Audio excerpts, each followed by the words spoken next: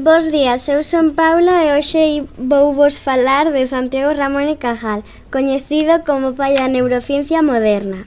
Santiago Ramón y Cajal naceu o 1 de maio de 1852 nun pobo de Navarra chamado Petilla de Aragón e faleceu o 17 de outubro de 1934.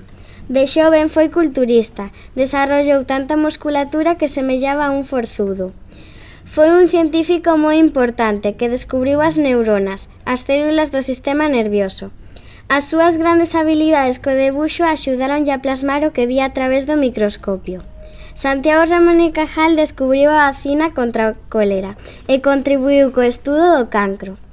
No 1906 gañou un premio Nobel de Fisioloxía e Medicina, que comparteu co investigador Camillo Golgi.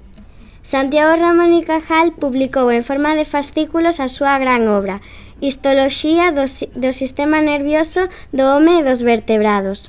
E ata aquí este capítulo sobre Santiago Ramón y Cajal. Ata a próxima!